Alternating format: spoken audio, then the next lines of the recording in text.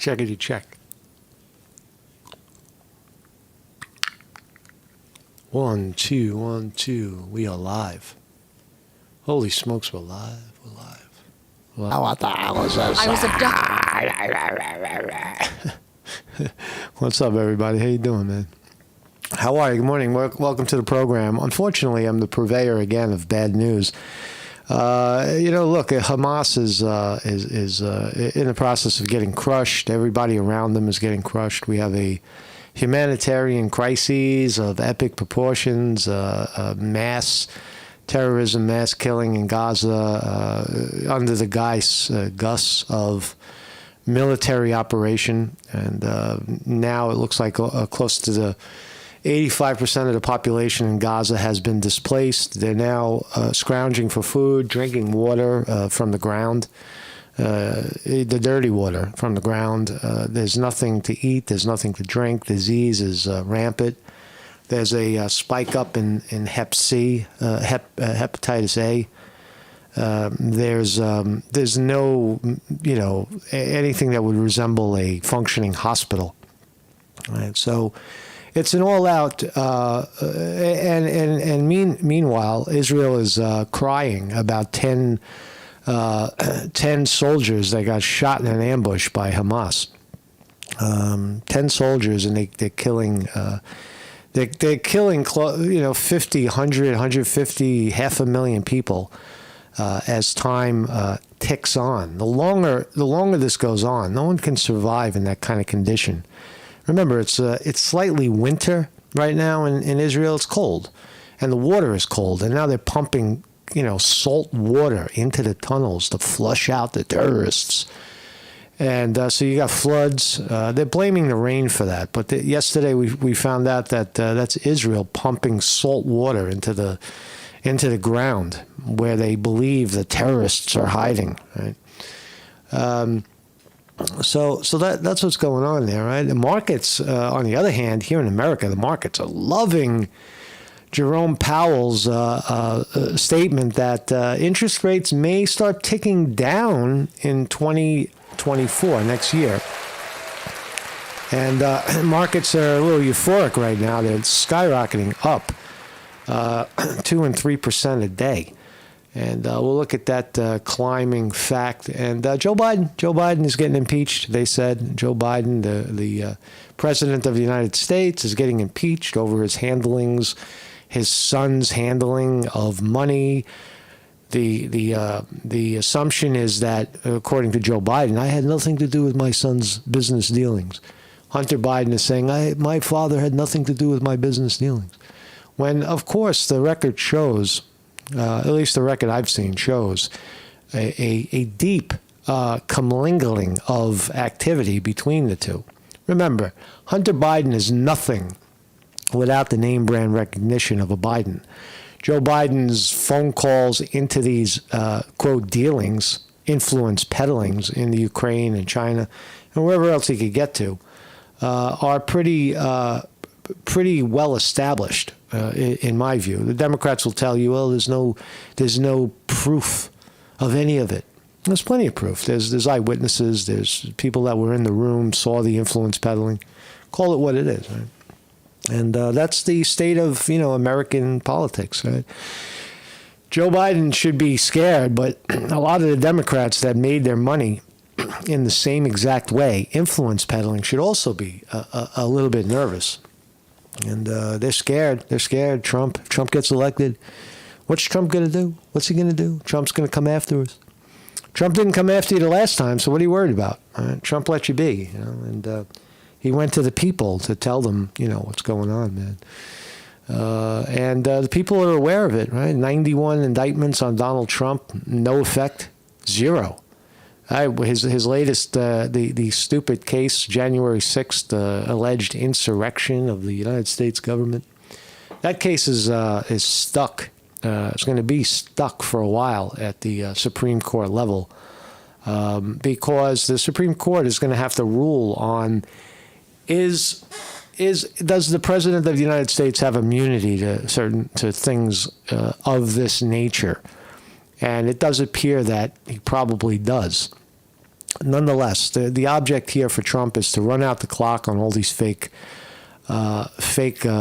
garbage indictments and win the election. And even if he runs and fails, I would say that his political career is over and that these things will go away. There'll be a big kumbaya at the White House where Trump and whoever wins the election are kissing and hugging and making out. And that's the end of that, right? So anyway, we'll look at these fine stories. This is my thumbnail today. Gaza, the place on Earth formerly known as Gaza is now a saltwater swamp and rubble. It's salt water and rubble and blown up structures, just skeletons of structures, skeletons of burned out cars. Nothing coming in terms of food or resources, medical supplies, no water being pumped in. Israel cut off their water, cut off their food, the trucks coming in, the electricity is shut down. So you're living in the cold, saltwater, electricity-less place, right, with no food. Right? And if you get sick, good luck. Right? And by the way, you're trying to, you can't even dig a hole for your dead baby that the Israelis killed with a bomb. You can't find a hole to dig it because it's full of water. Right? And this is horrible. Right? So I would say this. In this time of grief in Gaza, think about your own grief. Right? And I don't want to say compare it, but what we deal with, seasonal, anxiety or confusion in America is nothing compared to what these people are dealing with right now in Gaza. Right next door in Israel, everything's fine. Tel Aviv is functioning 100%. Right? But what about the 1.8 million people on the run right now in Gaza? Does anybody care about them? Who's going to feed 1.8 million people in Gaza? How much is that going to cost? I mean, it doesn't cost a lot, really. If you just give food, it could be like, I don't know, $10 million a day to feed people. That's not a bad deal, really. I mean, humanitarian aid. Instead of giving $50 billion to Israel to buy bombs to create this situation, give the money to the people that need it, that need food and water, right? At a minimum. Right, and maybe a dry tent and a blanket, right, and some clothes. That's all you really have to do. Right? But epic times, epic. I told you months ago when this happened that Gaza would become a real devastation, a place probably inhabitable for many years. But again, the Jews, whoever. There will be a vacuum in Gaza once the salt water drains, and Israel comes in with the trucks knocking shit down, knocking all the broken stuff down, and making it somewhat safe to even walk and be, maybe disarming some of the bombs that were planted. You got to imagine there's booby traps all over Gaza right now, waiting for the Israelis to step on it and blow up. But once all that clears, you'll have a Jew infusion, right? The Jew invasion, right? Will come into Gaza, and they'll start to just take it, right? They'll make deals with people. They'll say, look, if you can have this property, the people that were here are dead. They fled to Jordan. We don't know where they are. If you put 5,000 US into this property, it's yours, right? That's what they do. Rather than build it up themselves, they open it up to outside investment, and Jews from all over the world will come in, drop $5,000, get a property that's worth way more than that, and with the expectation that they will improve it, and that's what you'll have. You'll have a history being rewritten. The Jew and Israel Zionist movement won the war. They defeated the terrorists, Hamas, and the dirty Palestinians, and the war heroes. Right? That's the story that'll be told. Unless somebody stops it, unless people speak up about it. My name is Marcus Conte. I have a website every morning. And I'm here every morning at 9 a.m. Chris Milk says, good point, we could be next. Yeah, I don't know. I don't know about being next, but it could definitely happen here. I don't see how it won't happen historically. It happens everywhere. Every empire crumbles. Every empire collapses. All human civilization is subject to degradation, falling apart, inescapable. Right? So is it in our lifetime? I don't know. Maybe. It could be next week. It could be tomorrow. It could be today. You don't know. It comes without warning, really. So anyway, this is my website, marcusconte.com. These are all our people. Everybody's in the house today. Thank you all for joining me so much. We will go on the house champs, David Brown, Chris Milk in the house, Seti, Spirit Child, William R. Hall is here, Zitsut Cooter, Timothy Mansker, Hawaii, Weevil Girl on the wrench, Weevil Girl in the house, Spirit Child here too. Thank you everybody for joining me. So move right on. So let's jump right into the mix here. Do I want to talk about this first? Yeah, I do. I want to talk about this first. So Israel strikes southern Gaza as disease stalks residents. No shit. Right? Disease is it doesn't take a vacation. Israel kept up its barrage of Gaza Strip on Thursday, despite intensifying international calls to reduce civilian casualties from its bombardment, as a surge in the deadly disease sweeps through displaced residents. Israel says its attack on Gaza are aimed at annihilating Hamas, the group whose fighters stormed across the border and killed 1,200 Jews, took hostages. And then Israel has laid much of Palestinian enclave. Since then, Israel has laid Palestinian enclave to waste. So far, here's the numbers. 18,608 people have been killed. 50,000 injured. This is the number that's staggering right here.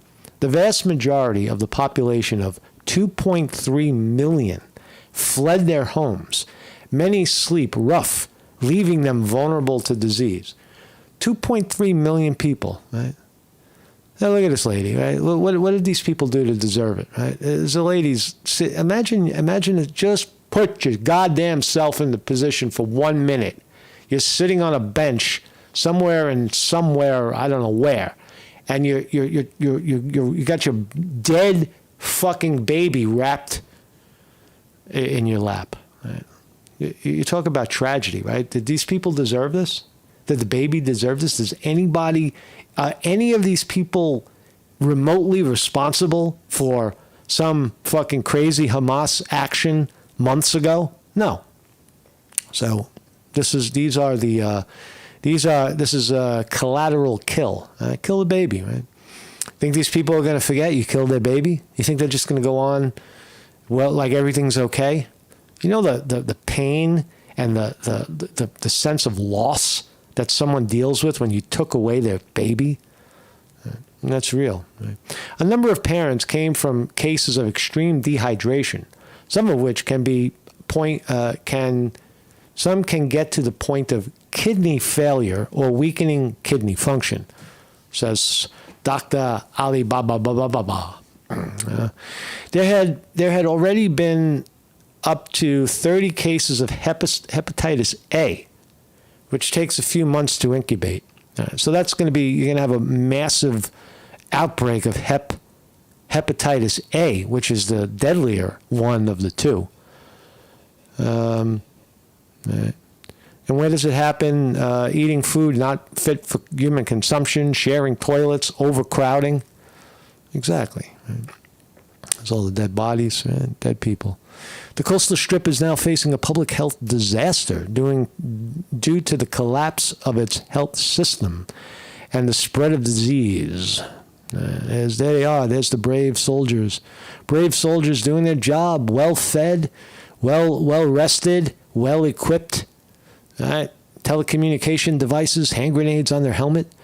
Look at the equipment. Look at the equipment Israel's dealing with. He's got 3 guns. He drops this one. He's got 2 more. He's got 1 in his pocket. Plenty of guns, plenty of ammo. I bet he's got a sandwich in that bag. This is my food. And this is how the Palestinians are living. There's your house, right? There's the house that you spent your whole life putting all your stuff together, right? And now it's rubble. You're lucky to be alive. I'll say that. Stop complaining. You're alive, but look at the devastation, right? How do you recover from this? How does somebody recover from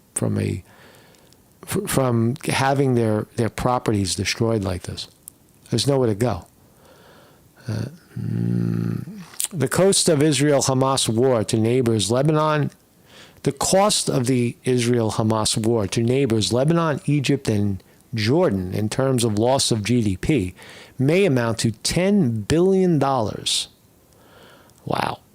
So all of the neighboring countries, that's where all the food and supplies come from, they're out $10 billion.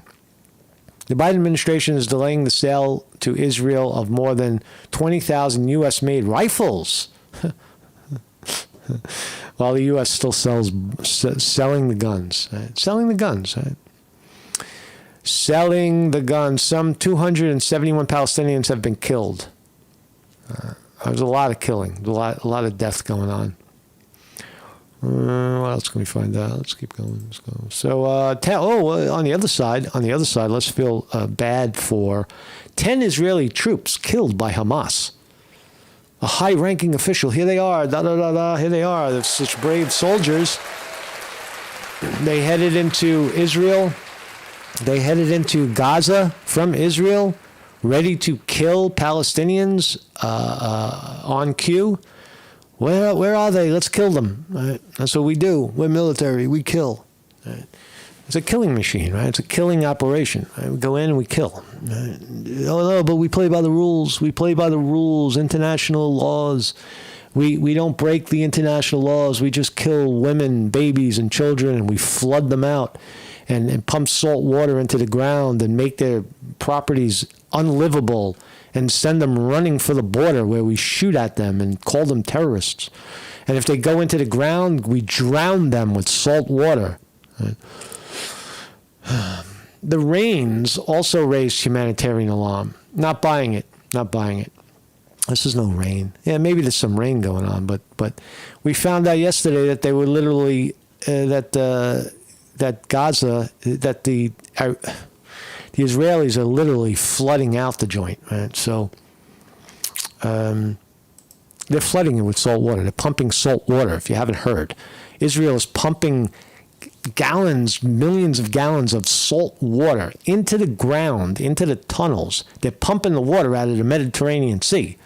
The Palestinians wanted from the river to the sea, and Israel hand-delivered the sea right to their door. Right? Pump that shit down into the ground, right? And it's not rain. It's not rain. Stop it. Right? The rain would these places never flooded before. Why are they flooding now?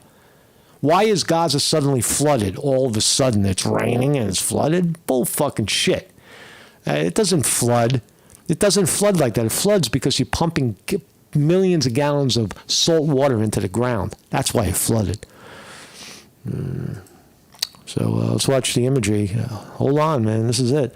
1.9 displaced Palestinians struggling in makeshift tents. Into rain, a picture of misery and death in northern Gaza. It's the body of a girl killed in an Israeli attack on Jabalia.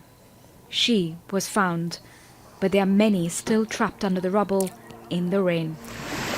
How would you have handled that? How would you handle having look at the water? Look, you can't make it up. You're telling me that this is all of a sudden rain flood? No, it's not. It's they're pumping fucking salt water into the ground. For Christ's sake. Right. But how would you deal with having to go back to retrieve your dead child? Right? Would you ever forget that? You think this guy's going to ever forget? You think this guy walking with his dead child the rain is going to forgive and forget? Hell fucking no. No way. Ambulances are stuck on flooded streets. but rescue workers of Gaza are still carrying on. Israel's total blockade and attacks have pulverized Gaza's already broken sewage system. And now the streets are churning the decay of war. These makeshift tents too offer little protection for tens of thousands of Palestinians struggling to stay dry. Weevil Girl reports yesterday the chat was being censored, couldn't write the word genocide. Yeah, well, you know, the bots are here. There is a political agenda to not have this story told because you're actually, in the eyes of the Zionist Jew, the political class, what we're talking about, to talk about in a humanitarian way about what's happening to the people in Gaza, the Palestinian people, is to be a terrorist supporter. You're supporting terrorism. Right? Just look at the images. Do you see terrorists? I see 3 kids trying to stay warm. Right? Kids are resilient. They'll just a little food and a little water and they'll survive. Right? They're tough. Right? They're tougher than the old people. But do you see terrorists? You see future terrorists, right? Again, you look what you did to their homeland. And warm. We got drenched inside the tent, and I don't know where to put the children. Water flooded the tent. I wrapped the children in blankets and came here. I don't know what to do because of the rain. Where to go? There is no drinking water, so families are collecting rainwater to drink. Food, medicine and fuel are all running low. For many who had to escape Israel's onslaught with just clothes on their backs, there are no blankets, no mattresses, just the looming threat of disease and starvation. Yep. What is the fault of this child who was born in a tent in war?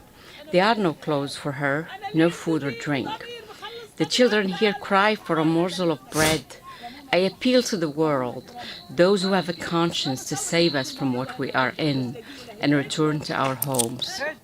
Israel has It's a real tearjerker, you know? It's a real tearjerker to watch it. Right? ignored calls for a ceasefire, with indication that its assault on Gaza could last for months, and so would the collective punishment of Palestinians in this winter of war. Incredible, man. Absolutely incredible. Let's watch how CBS is covering it. The head of the United Nations Agency for Palestinian Refugees is warning the people of Gaza are, quote, running out of time and options. They face bombardment, deprivation, and disease in an ever shrinking space.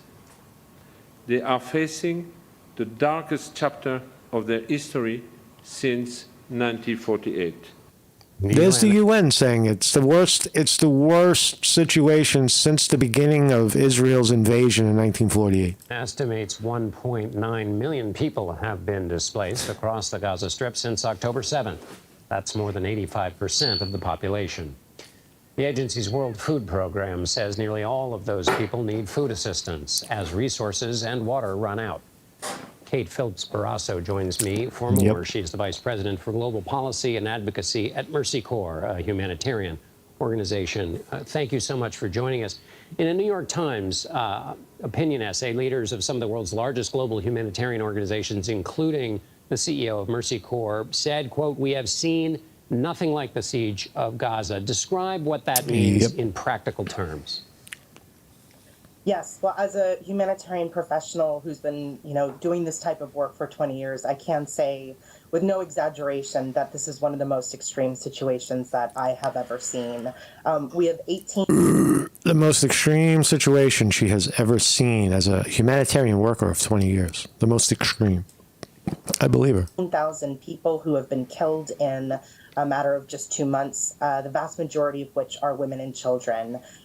We, as your piece noted, 85% of people have been displaced in Gaza, often multiple times in a row. And now every man, woman, and child in Gaza, that's 2.3 million people, need humanitarian aid. And there's really 4... So there's the number, 2.3 million people in need of humanitarian aid. Basic stuff, food, water. You don't even know where they are. They're all spread out now. Where are these 2.3 million people running from gunfire? factors that combine to make this situation so extreme and so dangerous. The first. Let's watch the open. The open is up. Open is up. We're up. We're up, and we are up. And the market is open. Ding, ding, ding, ding. No problem here in America. Look at the markets go, go, go. Everybody's happy about Jerome Powell. Investors absolutely love Fed's soft landing. There it is. Federal Reserve Chairman Jerome Powell resisted grand pronouncements at the briefing, telling everybody we're not declaring victory. Well, they are declaring victory. They say that it is a likely chance that they're going to reduce the interest rate by 0.75% next year. Wall Street loves that. It's not going up. It's not staying the same. It's going to go down, the interest rate. That's been choking Wall Street out, right? So Wall Street's loving it. Everything is up, up, up. Let's look. Let's go, go, go, go. Yep, NASDAQ up 95 points this morning. Dow Jones Industrial Average breaking out to new highs, 37,200 to up 120 again this morning. S&P 500 up 27. How's the bomb makers doing? How's Raytheon, Boeing? All up, all the war stocks, Raytheon, Boeing, Lockheed Martin, all up, all in the green. All in the green. Where am I looking? Oh, there I'm looking. Yeah. So everything's green. Look at this. The whole screen is green. Nvidia pushing back up to $485. Google up 34 cents. Apple ready to break 200. It's gonna be $200 today a share. 199.46 right now, ready to go to 200. Amazon $1.50. Meta down a little. Microsoft down a little. Tesla up 4. Rivian, wow, look at Rivian go, go, go. Rivian's up to $20.78 a share. It was $16 a few minutes ago, a few days ago. So everything's going up. Again, I got a deep problem in my own life where I didn't. Look, I waited and waited for the markets to come down, and then when it came down, I didn't have the balls to go in all in, and I'm suffering right now. I'm suffering from I didn't lose, but I didn't gain. I didn't make anything. I lost, and it's fucked up, right? When the markets bounce back like this, it comes and it comes from out of nowhere. You don't know why it's going up so fast. And then there's kind of a sort of a fear, like, because you've gotten burned so many times. It goes up really fast and comes crashing down. And but this time it looks like it's go, go, go. It really is a lot of strength and breadth behind this move right here. And this is the reason why, because investors absolutely love this soft landing approach. The Fed is not jacking up interest rates. They're signaling that they're going to lower the interest rates in 2024 because inflation is cooling, unemployment is cooling, and all the other fancy numbers that they look at are cooling, and money is pouring back into the markets. So that's the read on Wall Street right now. It does look like it's very, very strong, very, very there's a lot of strength there happening. So let's get back to the death and dying in Gaza. These people aren't experiencing any of this well-being, any of this profit. None of this profit is going into the hands of the people living on the street with a blanket and a cookie, maybe. Is that everything from in Gaza came from the outside: food, water, electricity, and that has been cut off now for 2 months. They are also under nonstop aerial bombardment, which is hitting civilian structures and infrastructure. And normally in a crisis like this, people could run away from the violence, but people in Gaza have nowhere safe to go, and they cannot leave. And then finally, very little humanitarian aid is making it inside. There's been a lot of news coverage about the trucks going in, but it is not making a dent in terms of that massive humanitarian need. And we fear, as we head into these winter months and people go without these basic elements of life for weeks and weeks on end, that we are going to see a wave of what we call secondary mortality, where we see deaths from basic gastrointestinal disease. Yeah, they'll blame it on something else, though. When people start dying in Gaza, they'll say, "Oh, it was they're sick people. They have genetic defect, and that's why they're dying. They can't sustain the something. There's something there. There's something in them that causes them to die prematurely." That's what the Jew will say. Meanwhile, it's from what we're seeing. It's the onslaught of the raining down of death. Crowding in these facilities that they're sheltering in from lack of food and water, and that will likely make the death toll go up significantly, in addition to the lives lost through aerial bombardment. So the United States has... John R. reports Saddam Hussein was arrested 20 years ago today. A very interesting fact, right? Saddam Hussein, if you remember, he was the leader of Iraq, and they fucking hung him. Right? The United States went in there and hung him and depicted him as a terrorist who gasses his own people. Right? Remember the video of that was circulated around mainstream media where the people, the observers at Hussein's hanging, heard his neck snap. They reported, "We heard his neck snap." Right? They killed him. Right? They assassinated, murdered the leader of Iraq. That was the United States troops did that. Has vetoed. And what was the reason? 9/11. Ridiculous. UN resolution backing a demand for a ceasefire. Compare the job of delivering aid with a ceasefire and without. Right. Well, so as you've seen, there is very little aid going in because of the intensity of the aerial bombardments and ground fighting. So just as there's nowhere safe in Gaza for civilians to go, there is nowhere safe for aid workers to deliver assistance. So we have no safety, nothing. It's all out fucking killing. Guarantees of safety, which means that very little aid can make it in a halting fashion. And since the conflict started again, and a lot of activity has been in the south of Gaza, it's really only in and around Rafah, right up against the border. That number of deaths is way too low. It's way too low. How do you count people that got blown to pieces, right? That you can't account for. They're not. You're blowing up properties. You're blowing people up. When you blow somebody up, you can't count them because you don't even know that they're there. They're blown up. I would put this number probably around 100 grand already. It's going to go up to 500,000 maybe die, right? Inconsequentially, right? Maybe you'll start seeing them eat each other. That happens too, you know.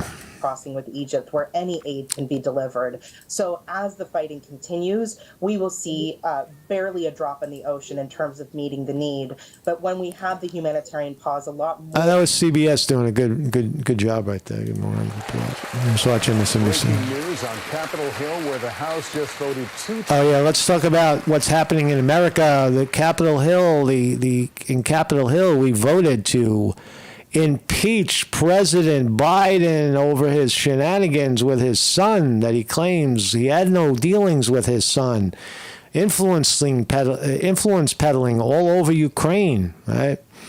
I didn't do it. I don't know what you're talking about. It's all fucking crazy. Right? So the Republicans finally organized enough to have Biden impeached. Is Biden going to get evicted from power? No. Is the Senate ever going to vote to remove a sitting president, Joe Biden? No. This is all, I mean, it's good. It's good in the sense that maybe the American people will finally see a real discussion about the sitting president and how people like him operate, right? They're blaming Donald Trump for making millions of dollars in his lifetime, inheriting his father's money and putting it to good use and becoming a celebrity and a rock star and the president of the United States. What a great American success story Trump has. On the other hand, Joe Biden, what did he do? He got elected. Whoop-de-fucking-do. And then he used his position, his civil service position, to enrich himself to the tune of millions and millions of dollars. Why is Joe Biden's kid making millions of dollars in the Ukraine, peddling favors, going after, it's so transparent and so obvious, right? But they're not alone. The Bidens are not alone there. That's how Obama made his money. I don't know about Obama. Obama made $60 million writing a book, right? But we don't even know the extent of his influence peddling. We really don't. But I think Obama was probably the sneakiest of all of them. But just look around the halls of Congress. Look at Senate. Look at the House. Look how these people are enriching themselves in the modern age in the last 5 and 10 years. Crazy money. And that's what the impeachment inquiry into Biden may in fact show the American people, that this is your government. This is how they operate. You're blaming Trump for challenging an election, for making too much money, saying his shit is worth more than it is, and all his real estate dealings. You're calling him a criminal when people like Joe Biden are making millions and millions of dollars peddling influence when they're supposed to be helping you. Hill, where the House just voted 221 to 212 to formalize the impeachment inquiry into alleged wrongdoing by President Biden. To be clear, the president has not been impeached. This is a vote to start an investigation into whether he should be. House Republicans are accusing the president of profiting from his family's business dealings while in office. But so far, they have not presented any solid evidence of wrongdoing. I got to choke on that one. They haven't presented any solid evidence of wrongdoing. Yes, they have. They've left the paper trail. They have the paper trail of monies, how the monies were moving. They have testimony from a guy, Hunter Biden's best friend, who was in the room when the father called on the phone and everything changed. They have. They have the prosecution of the guy who was investigating Biden, the prosecution of the Ukrainian guy who was investigating Biden, and they got him fired and withheld. They withheld $1 billion in support from Ukraine until that guy was fired. There's so much evidence. There's so much solid evidence. Stop lying, NBC. At the heart of the inquiry, the president's son, Hunter, who's been in other legal hot water for failing to pay taxes on time and on gun charges. Today, Hunter Biden was supposed to appear at a closed-door deposition related to the impeachment inquiry, but defied a congressional subpoena and instead spoke to reporters on Capitol Hill, where he defended his father. The censorship, people are suggesting censorship in the chat. Just know that it has nothing to do with me. My hand is never on any of that. If any of the moderators do it, I would see that deletion. So it's nothing that we're doing, right? It's being done to us, if there is this censorship, in fact. So just a heads up, right? Just be nice, enjoy. It is what it is. They're telling reporters my father was not financially involved in his business. We want to go to NBC's Ryan Nobles on Capitol Hill. Ryan, to repeat, this is a vote to open an inquiry into the possibility of achievement. All right. So I don't see anything good coming out of this. I don't see anything significant coming out of the Biden impeachment inquiry, other than some good information that 50% of the population is not going to listen to anyway. And the other 50% of the population already knows it. I've talked to people in passing that say, oh, the Hunter Biden laptop, that's a bullshit story. Is it?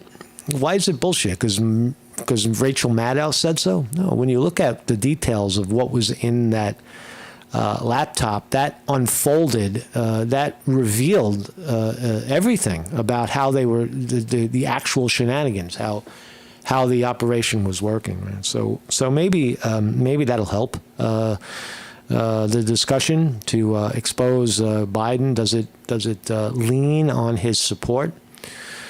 It leans on the undecideds.